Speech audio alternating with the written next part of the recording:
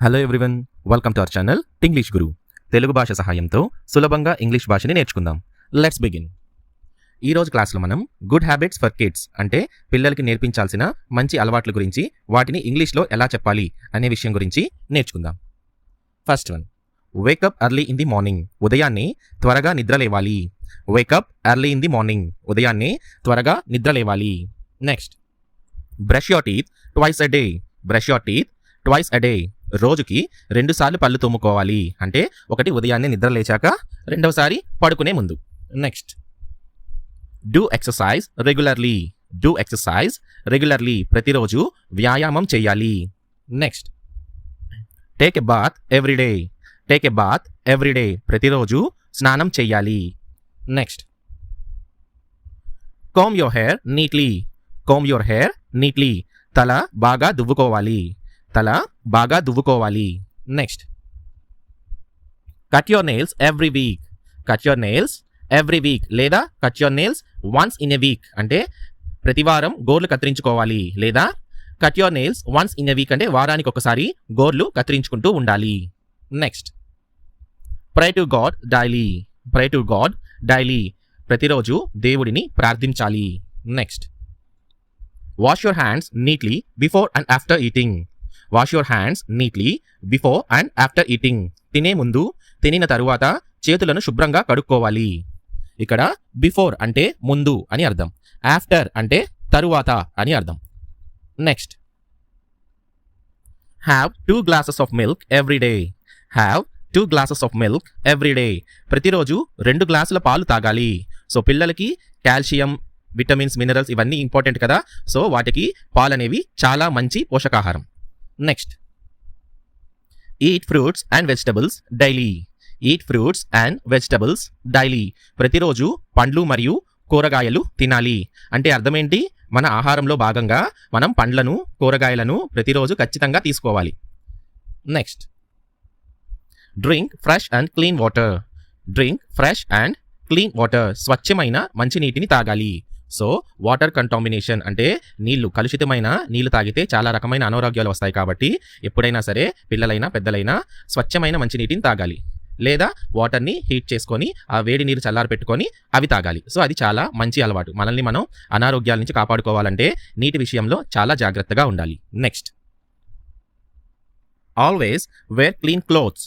Always wear clean clothes. ఎప్పుడు శుభ్రంగా ఉండే బట్టలు వేసుకోవాలి. అంటే ఉతికిన బట్టలు శుభ్రంగా ఉండేటివి మనం ఎప్పుడు వేసుకోవాలి. సో విడిచిన బట్టలు మళ్ళీ మళ్ళీ ఎప్పుడు కూడా వేసుకోకూడదు. ఇక్కడ వేర్, WAR, వేర్ అంటే అర్థం ఏంటి? తొడుక్కోవడం అని ఈ సందర్భంలో అర్థం. బట్టలు మనం తొడుక్కోవడం, వేసుకోవడం అంటాం కదా. సో దాన్ని WEAR, వేర్ అని అంటాం. Next, be on time in your school. Be on time in your school. నీ స్కూల్కి సమయానికి వెళ్ళాలి. నీ స్కూల్కి సమయానికి వెళ్ళాలి. Next, listen carefully to the lessons. Listen carefully to the lessons. పాఠాలను శ్రద్ధగా వినాలి. ఇక్కడ లిజన్ అంటే శ్రద్ధగా వినడం. లిజన్ అంటే శ్రద్ధగా వినడం. కేర్ఫుల్లీ అంటే జాగ్రత్తగా, అంటే శ్రద్ధ పెట్టి అని కూడా అర్థం వస్తుంది. Next, maintain silence and discipline in the library. Maintain silence and discipline in the library. గ్రంథాలయంలో నిశ్శబ్దాన్ని, క్రమశిక్షణని పాటించాలి. సో లైబ్రరీలో అందరూ చదువుకుంటూ ఉంటారు కదా, కాబట్టి మనం అక్కడ ఎక్కువ శబ్దం చేయకుండా మనం సైలెంట్గా, నిశ్శబ్దంగా ఉండాలి. అలాగే డిసిప్లైన్డ్గా కూడా మనం అక్కడ ఉండాలి. ఇది చాలా మంచి అలవాటు. ఇక్కడ మెయింటైన్ అంటే పాటించడం అని ఈ సందర్భంలో అర్థం. మెయింటైన్ అంటే పాటించడం. డిసిప్లిన్ అంటే క్రమశిక్షణ. డిసిప్లిన్ అంటే క్రమశిక్షణ. సైలెన్స్ అంటే నిశ్శబ్దం. సైలెన్స్ అంటే నిశ్శబ్దం. Next, form a queue to board the school bus. Form a queue to board the school bus. School bus ఎక్కేటప్పుడు వరుస క్రమంగా ఎక్కాలి. సో స్కూల్ బస్ అనే కాదు, మనం ఎప్పుడైనా బయటకు వెళ్ళినప్పుడు, పబ్లిక్ ట్రాన్స్పోర్ట్ ఉపయోగించేటప్పుడు ఒకసారిగా గుంపులుగా ఎక్కడం కరెక్ట్ కాదు. అప్పుడు ఏంటంటే ఒక లైన్లో నిలబడి ఆ లైన్ ప్రకారంగా మనం బస్ కానీ ట్రైన్ కానీ ఏదైనా సరే జాగ్రత్తగా ఎక్కేటప్పుడు జాగ్రత్తలు తీసుకోవాలి. సో ఇక్కడ క్యూ అంటే వరుస క్రమం. ఇది మీకు అందరికీ తెలిసే ఉంటుంది. క్యూలో రండి అంటుంటారు కదా. సో ఆ క్యూ అంటే అర్థం వరుస క్రమంలో. నెక్స్ట్, బోర్డ్ అంటే అర్థం ఏంటంటే ఈ సందర్భంలో బోర్డ్ ది స్కూల్ బస్ అంటే బస్సు ఎక్కడాన్ని బోర్డ్ అని ఇక్కడ అంటాం. మనం మామూలుగా బోర్డ్ అంటే బ్లాక్ బోర్డ్, వైట్ బోర్డ్ అంటాం కదా. సో అలాంటి బోర్డ్ అనే అర్థం కూడా వస్తుంది. కానీ ఇక్కడ ఈ సందర్భంలో మాత్రం బోర్డింగ్ అంటే మనం ఇక్కడ బస్సుని బోర్డ్ చేస్తున్నాం, అంటే బస్సుని ఎక్కుతున్నాం అని అంటాం. Next, prepare well for your exams. Prepare well for your exams. నీ పరీక్షలకు బాగా సిద్ధమవ్వాలి. ఇక్కడ ప్రిపేర్ అంటే పరీక్షల కోసం చదవడం, తయారవ్వడం, సిద్ధమవ్వడం. సో ఈ సందర్భంలో ఇలాంటి అర్థాలన్నీ కూడా ఇక్కడ ప్రిపేర్ అనే పదానికి వస్తాయి. ఇక్కడ ప్రిపేర్ వెల్ అంటే చాలా బాగా చదివి ఎగ్జామ్ కోసం తయారవ్వాలి లేదా సిద్ధమవ్వాలి అని అర్థం. Next, pack your school bag properly. Pack your school bag properly. నీ స్కూల్ బ్యాగ్ని సక్రమంగా సర్దుకోవాలి. ఇక్కడ ప్యాక్ అంటే అర్థం ఏంటంటే స్కూల్ బ్యాగ్లో ఉన్న వస్తువులన్నీ కూడా జాగ్రత్తగా సర్దుకో అనేసి ఇక్కడ ఈ ప్యాక్ అనే పదానికి అర్థం. ప్రాపర్లీ అంటే సక్రమంగా, ఒక క్రమ పద్ధతిలో, అంటే నీట్గా ఏ వస్తువు ఎక్కడ పెట్టాలో అక్కడ జాగ్రత్తగా సర్దుకోవడాన్ని ప్రాపర్లీ అంటే సక్రమంగా అనేసి అర్థం. Next, finish your homework before playing. Finish your homework before playing. ఆడుకోవడానికి ముందు నీ హోంవర్క్ పూర్తి చేయాలి. ఆడుకోవడానికి ముందు నీ హోంవర్క్ పూర్తి చేయాలి. ఇక్కడ ఫినిష్ అంటే అర్థం పూర్తి చేయడం. బిఫోర్ ప్లేయింగ్ అంటే ఆడుకోవడానికి ముందు. బిఫోర్ అంటే ముందుగా అని. బిఫోర్ అంటే ముందుగా. Next, go and play for some time. Go and play for some time అంటే వెళ్ళి కాసేపు ఆడుకో. గో అండ్ ప్లే, గో వెళ్ళు, అండ్ ప్లే వెళ్ళి ఆడుకో. గో అండ్ ప్లే అంటే వెళ్ళి ఆడుకో. సమ్ టైమ్ అంటే కాసేపు. Next, help the elderly people. Help the elderly people. పెద్దవాళ్లకు సహాయం చేయాలి. పెద్దవాళ్లకు సహాయం చేయాలి. హెల్ప్ అంటే మీకు తెలిసిందే సహాయం. ఎల్డర్లీ అంటే వయసులో బాగా పెద్దవాళ్ళని ఎల్డర్ పీపుల్ అంటాం. అదే ఎల్డర్లీ పీపుల్ అంటే పెద్ద వయసు కలిగిన పీపుల్ అని అర్థం. Next, help the parents. Help the parents. తల్లిదండ్రులకు సహాయం చేయాలి. Next, too much television is not good. Too much television is not good. ఎక్కువగా టీవీ చూడడం మంచిది కాదు. ఇక్కడ టూ మచ్ అంటే అర్థం ఏంటంటే చాలా విపరీతమైన, మనం అంటాం కదా నువ్వు చాలా టూ మచ్ చేస్తున్నావు అంటే నువ్వు చాలా ఎక్కువగా చేస్తున్నావు అంటే అవసరానికి మించి మనం ఎక్కువగా ఏదైనా చేస్తే టూ మచ్, టూ మచ్ అని అంటాం. ఇక్కడ ఈ సందర్భంలో అర్థం ఏంటి? టూ మచ్ టెలివిజన్ అంటే అర్థం ఏంటంటే ఎక్కువగా టీవీ చూడడం అనేది నాట్ గుడ్, మంచిది కాదు. Next, go to bed on time. Go to bed on time. సమయానికి వెళ్ళి నిద్రపోవాలి.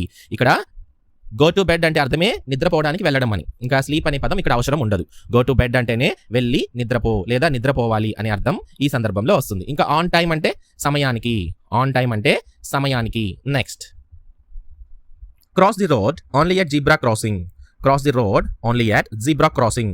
జీబ్రా క్రాసింగ్ వద్ద మాత్రమే రోడ్డుని దాటాలి. సో మీరు కనుక చూసుంటే రోడ్డు మీద మనకి క్రాసింగ్స్ దగ్గర అంటే జంక్షన్స్ దగ్గర వైట్ కలర్ స్ట్రైప్స్ తో లైన్స్ వేసి ఉంటారు. దాన్ని మనం జీబ్రా క్రాసింగ్ అంటారు. ఇక్కడ చూసారు కదా ఈ బొమ్మలో ఇక్కడ. సో వైట్ కలర్ స్ట్రైప్స్ తో లైన్స్ ఉన్నాయి కదా, సో వాటిని జీబ్రా క్రాసింగ్ అంటారు. సో అది మనం నడుచుకుని వెళ్లే వాళ్ళు రోడ్డు దాటడానికి ఆ లైన్స్ మీదనే దాటాలని రూల్ అనమాట. సో అక్కడ దాటడం చాలా క్షేమం. Next, take part in social activities. Take part in social activities. సామాజిక కార్యక్రమాల్లో పాల్గొనాలి. అంటే అర్థం ఏంటి? పిల్లలు పాల్గొనే సామాజిక కార్యక్రమాలు ఏముంటాయి? ఏదైనా మొక్కలు నాటడం.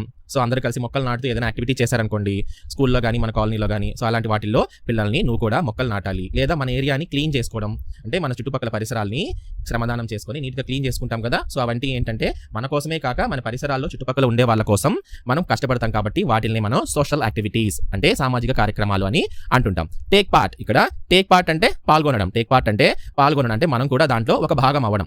Next, share your things with everyone. Share your things with everyone. నీ వస్తువులను అందరితో పంచుకోవాలి. సో పిల్లలకి మనం పంచుకోవడం కూడా నేర్పించాలి. తన వస్తువులే కాక తనవే అనుకోకుండా ఎవరికైనా అవసరమైనప్పుడు తన వస్తువుల్ని ఇచ్చి పంచుకోవడం మనం నేర్పించాలి. సో షేర్ అంటే పంచుకోవడం.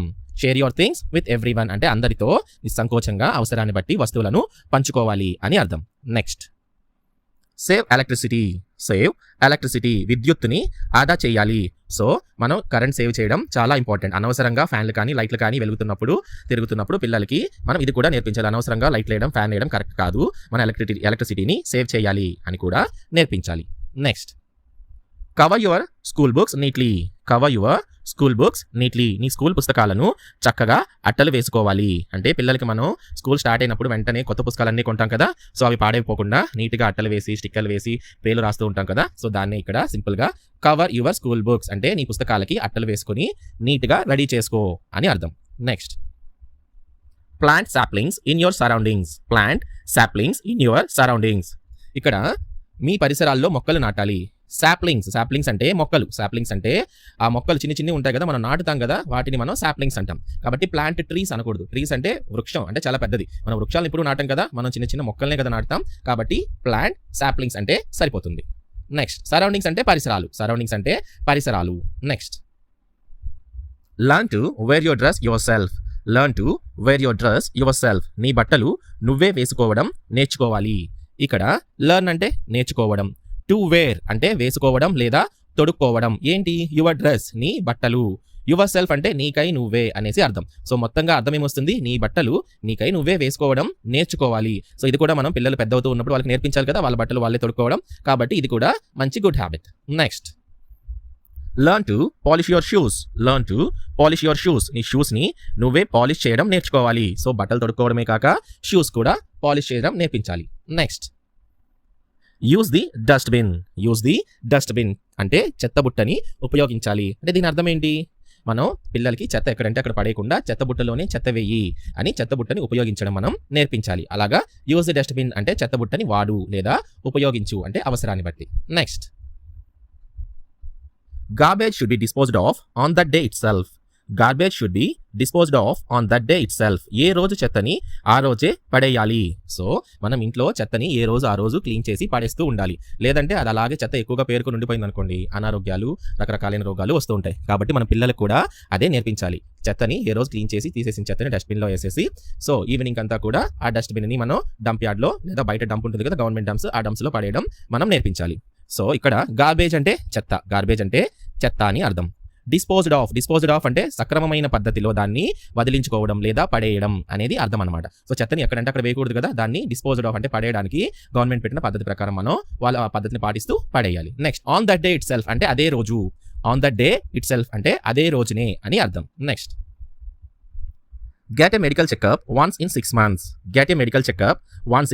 months. ఇది పిల్లలకే కాదు మనకి కూడా ఉండాల్సిన ఒక గుడ్ హ్యాబిట్. ప్రతి 6 నెలలకి ఒకసారి మనం అందరం కూడా చిన్న పెద్ద అందరూ కలిపి మెడికల్ టెస్ట్ చేయించుకుంటూ ఉంటే మనకి తెలియనివి ఏవైనా సరే హెల్త్ కండిషన్స్ ఏమైనా ఉంటే అవి బయటపడతాయి. కాబట్టి మనం వెంటనే దానికి మంచి ట్రీట్మెంట్ తీసుకొని పెద్ద రోగంగా ముదిరిపోకుండా చిన్న స్టేజ్లోనే మనం దాని నుంచి బయటపడడానికి ప్రయత్నించవచ్చు. సో ప్రతి 6 నెలలకు ఒకసారి మెడికల్ చెకప్ చేయించుకోవాలి అనేది ఒక good habit. Get a medical checkup once in 6 months. ఇక్కడ వన్స్ అంటే ఒకసారి, ఇన్ 6 months అంటే 6 నెలల్లో ఒక్కసారి. Next always speak the truth. ఎప్పుడు నిజమే చెప్పాలి.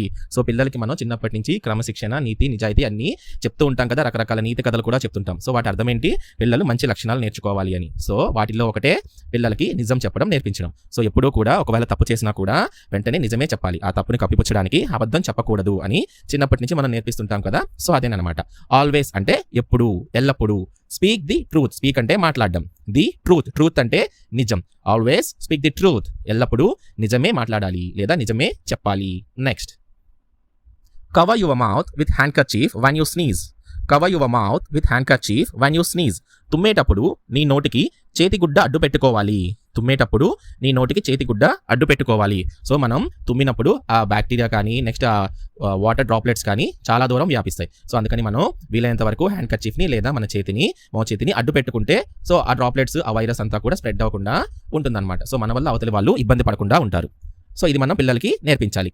ఇక్కడ కవర్ అంటే దాన్ని మూసి ఉంచడం. కవర్ అంటే దేన్నైనా మూసి ఉంచడం. ఇక్కడ కవర్ యువర్ మౌత్ అంటే నోటికి అడ్డుగా ఏదైనా పెట్టుకో. ఏంటది? Hand kerchief.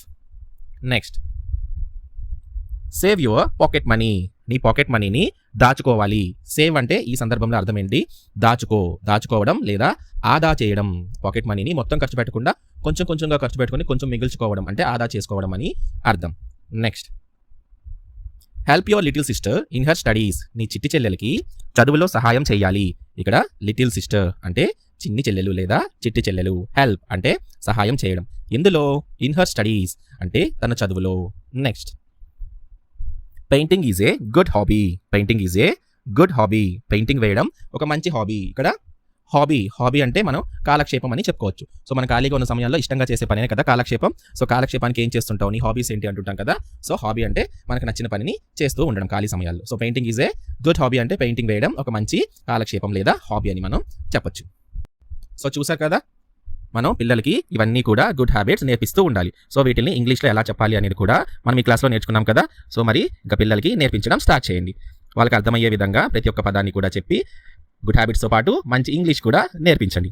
సో మీకు గనక ఈ వీడియో నచ్చినట్లయితే దయచేసి వీడియోని లైక్ చేసి ఛానల్ని ఇంకా ఎవరైనా సబ్స్క్రైబ్ చేసుకోకుండా ఉంటే దయచేసి సబ్స్క్రైబ్ చేసుకోండి. సో నెక్స్ట్ క్లాస్లో మళ్ళీ మరొక మంచి వీడియోతో కలుసుకుందాం. Until then take care. Yours English Guru. జై హింద్.